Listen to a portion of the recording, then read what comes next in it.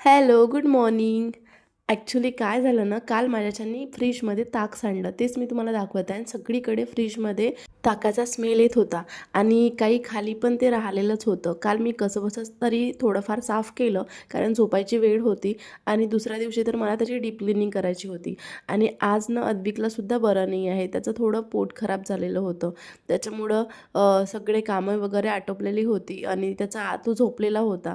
मग माझ्याकडे वेळ होता म्हणून मग मी काय केलं, की सर्व जे फ्रीजमधले ग्लास आहे ते काढून आणि जे काही मॅट्स टाकलेले आहे मी त्या काढून छान मस्त घासून स्वच्छ वाळायसाठी ठेवून दिल्या.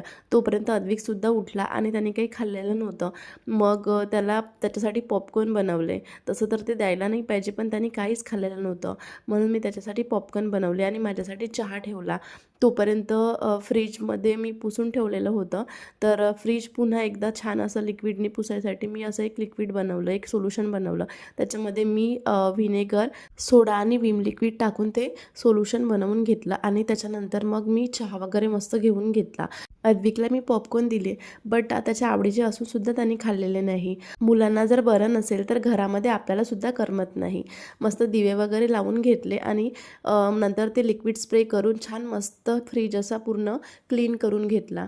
आणि याच्यामध्ये व्हिनेगर असल्यामुळं काय होतं, की जो काही स्मेल राहिलेला आहे फ्रीजमध्ये तो राहत नाही आणि छान मस्त सगळं सामान ऑर्गनाईज करून ठेवलं.